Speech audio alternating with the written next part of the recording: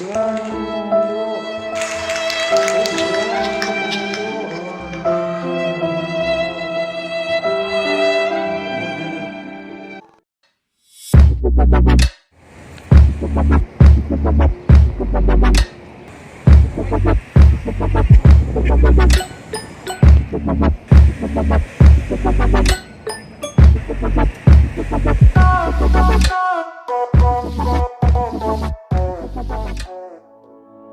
VG4C!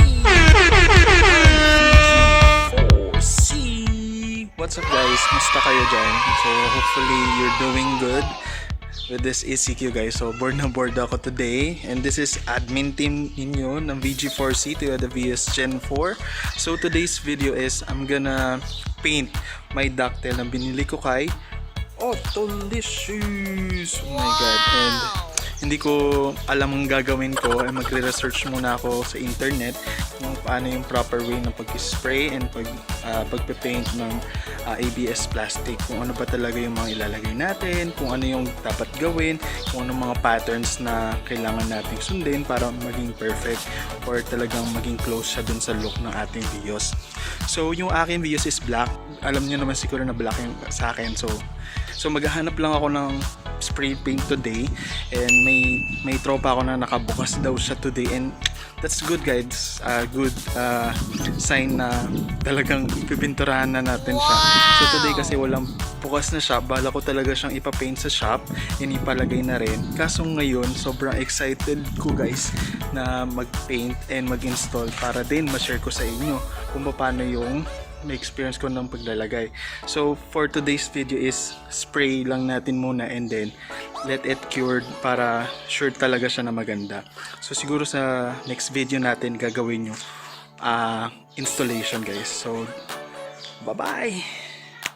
One eternity later. Hello guys, so ito na nga, na-prepare na natin tong ating mga materials na kailangan natin gamitin. So sobrang haba ng pinagdaanan ko sa daan, kung saan pa ako nagpunta para mahanap ko lang to. Kasi nga, ECQ tayo ngayon guys, wala tayong mahanap na bukas. Pili lang talaga yung mga bukas, yung mga necessary things na kailangan na bilhin. So nabili ko lang yan dyan sa amin, tinext ko lang yung may-ari. So shout out dun sa may-ari nito, pinabilan ako, thank you very much. And hindi ko kasi matiis yung sarili kong gawin tong video na to kasi sobrang excited na paint ko at sobrang excited akong i-share sa inyo kung paano ko gagawin itong pagpe-paint natin ng ating ducktail sa ating Vios Gen 4.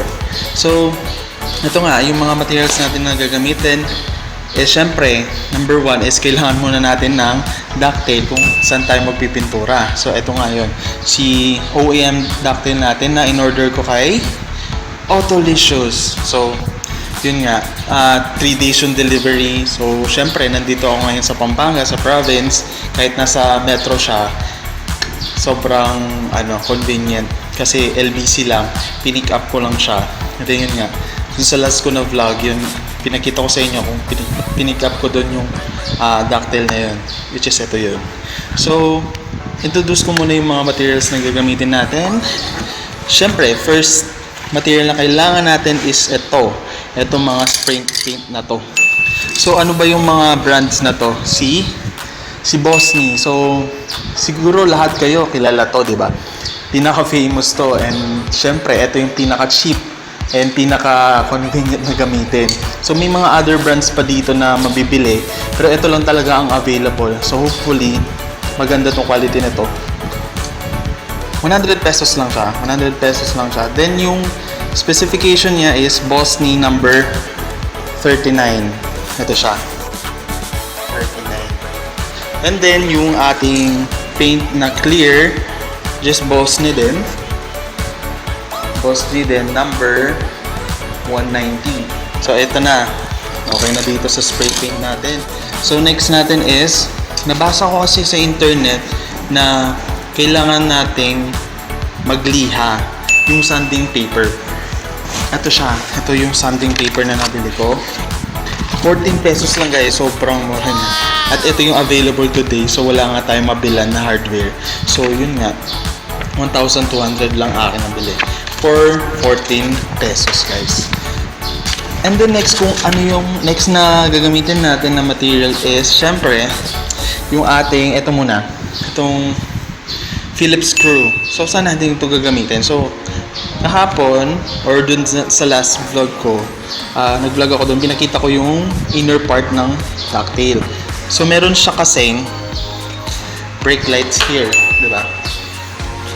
Brake light, ayan. Ayan yung kanyang brake light. Pwede mo siyang tanggalin.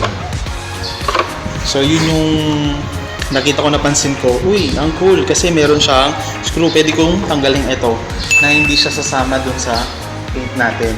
So, next is, syempre, ito alcohol, tsaka ng basahan. So, ako hindi ko na ginamit yung microfiber, guys. Kasi nga, once nilagyan mo siya ng alcohol, madadamage yung microfiber mo.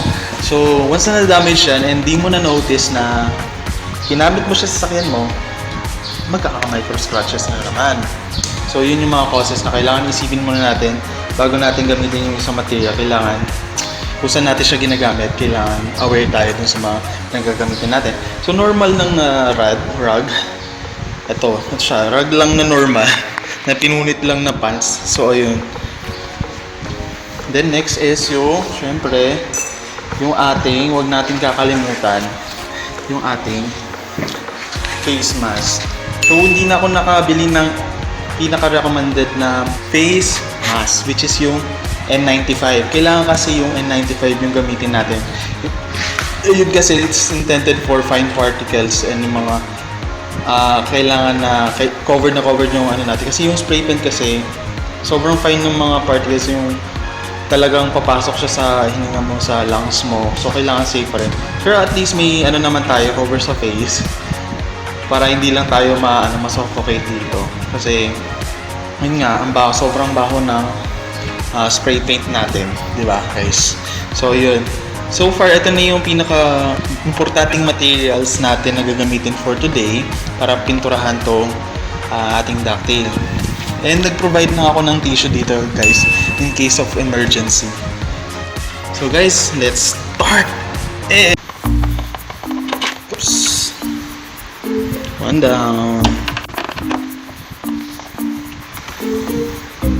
Yan, so natanggal na natin yung ating dalawang screws. Na-separate na natin siya. So, ito, great idea na hindi talaga siya masasama dun sa pag-paint natin. Sobrang init. So, ayun, ito na yung kanyang outcome.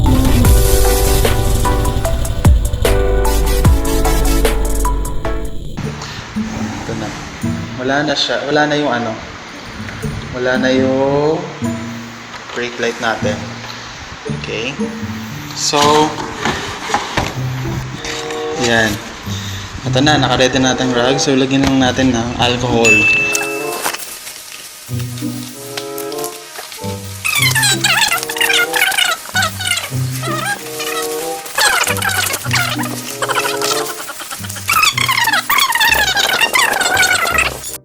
One eternity later. Subukan lang natin. Shoot! What? Shit! So, ano, nakakaba. Ganun. I'm so pressured, guys. Hindi ko alam kung paano gagawin ko.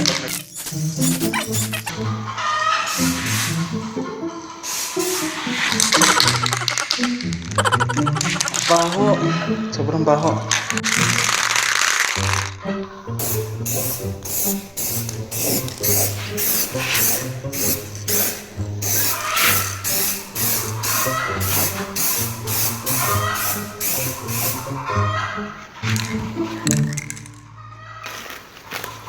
Wala akong tissue, guys, kasi nabubuo siya dito.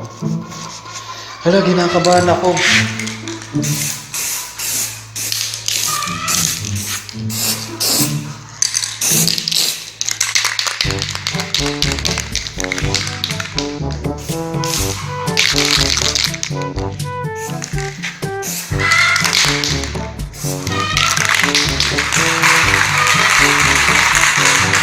Oh God, hindi tumulo. Oh God, hindi tumulo.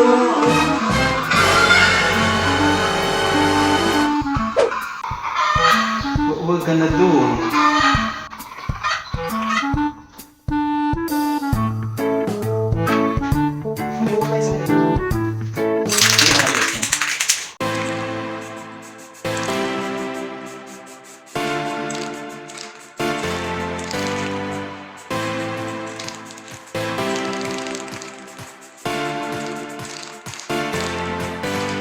So ito na guys, magsi-second coat na tayo.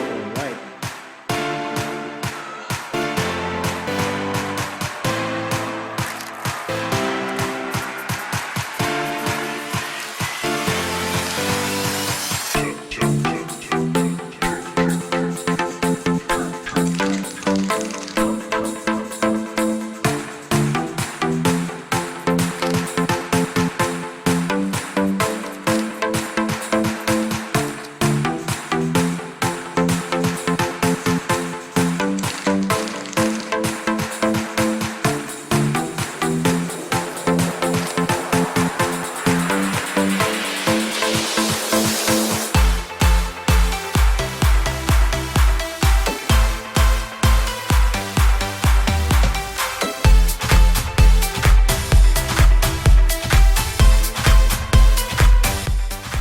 Okay guys, ito na yung last coat natin. Alright.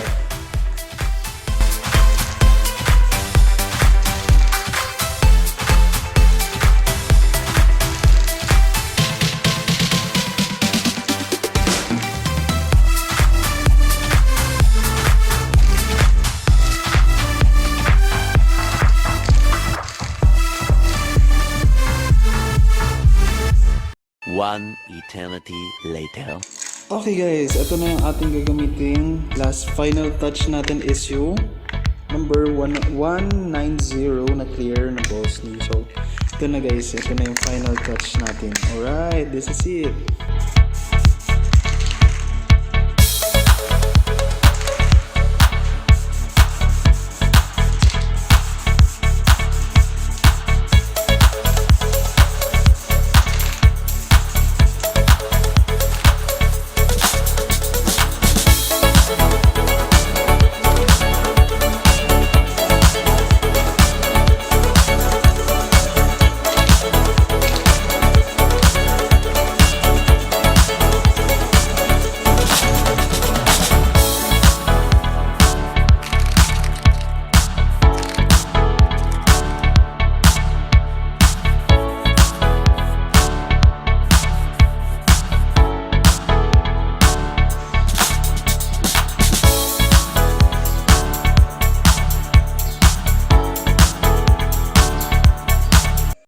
One eternity later.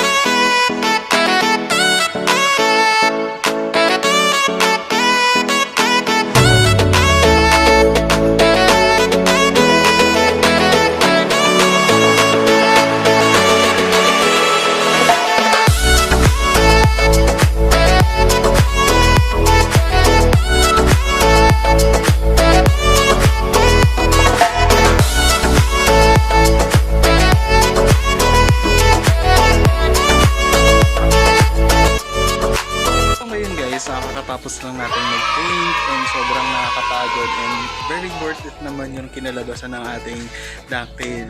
So, I'm so happy na achieve ko yung ganong finish na hindi ko siya ina-expect na ganong kaganda and ganon siya ka-okay, kasulit. Sulit talaga. So, in a sense na ganito na 100 pesos lang ang isang bottle ng paint and so dalawa yun 200 pesos and plus yung hirap mo and siguro worth it na siya na ngayong ECQ may ginagawa tayo, lalo na ako bored ako kaya ginagawa ko tong video para ma-share ko rin sa inyo yung aking na-experience about spray paints. So masasabi ko siguro 98% na medyo magkalapit yung finish na dun sa ating sasakyan. So hindi naman natin siya perfect guys. May mga instances pa rin na may mga blots pero minimal lang siya. Hindi naman siya halata. So kaya naman siya na tignan na malinis. So yung iba kasi parang inaakala nila na porket spray paint, it's not quality and it's not appropriate and hindi rin siya magandang finish. Pero as of para sa akin, maganda siya and kaya naman natin do it yourself. Ako nga kinaya ko, so siguro kayo naman kakayanin nyo yan. So ako first time ko lang din na serious talaga na mag-paint about sa parts ng sasakyan. I hope guys this video can help and sana kung kayo may pipaint din kayo, hopefully look at this video and share natin guys para support natin para may iba pa tayong ma-produce na videos. And kung gusto nyo rin mag-share, nandito lang ako and para to edit your videos and post it online sa ating Facebook group, which is the Toyota Vios Gen 4 VG4C.